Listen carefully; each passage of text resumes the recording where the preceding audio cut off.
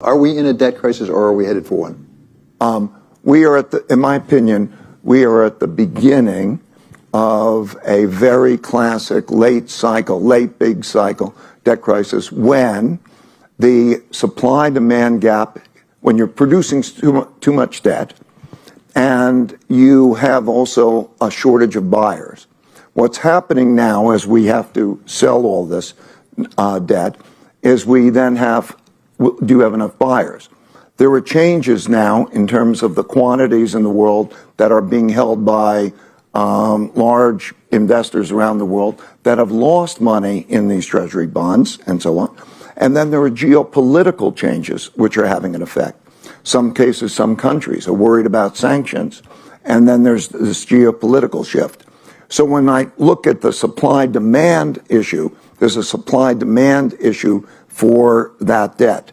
There's a lot of debt. It has to be bought, has to have a high enough interest rate.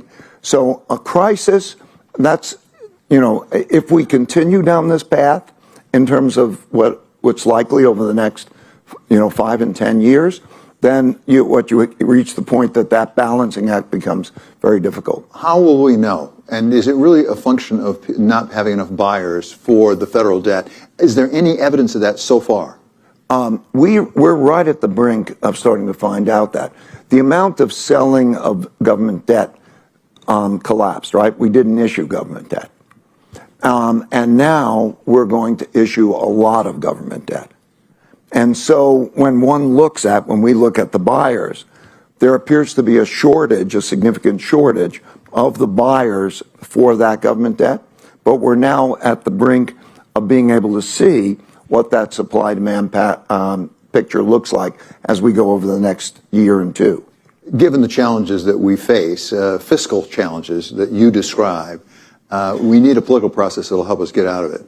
Do we have that? It goes to the second issue that you always deal with, which is internal conflict. Well, the things that you see happen over and over again when you look at history is when you have a financial not good situation at the same time as you have large wealth gaps.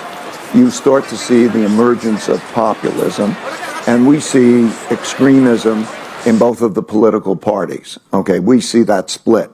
A populist is an individual or a leader or a political person who will win at all cost. That the rules of the game don't as much matter. And so we're in the January 6th type of incident and so on is very interesting. The political system in terms of primaries and the parties tends to create that sort of polarity. I think it's very clear that there is only one good outcome, if we can, and that's a strong bipartisan middle, because either of the extremes is not going to be able to be dominant.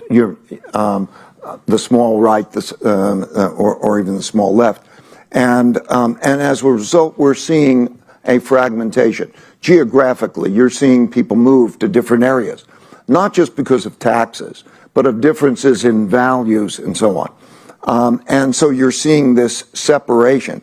I think over the next 2 years, the real question is, can we have a strong bipartisan middle, or are we going to have that kind of fragmentation?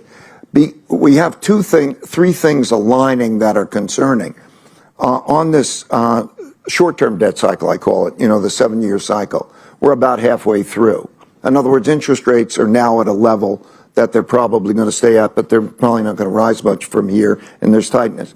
And the consequences of that are going to be a weaker economy going forward. It doesn't have to be a big downturn because of the household sector, but it is a balance sheet kind of recession. And I think things are going to get worse in the economy. There's a financial issue at the same time as you have this internal conflict. So I think that's going to make for a risky situation.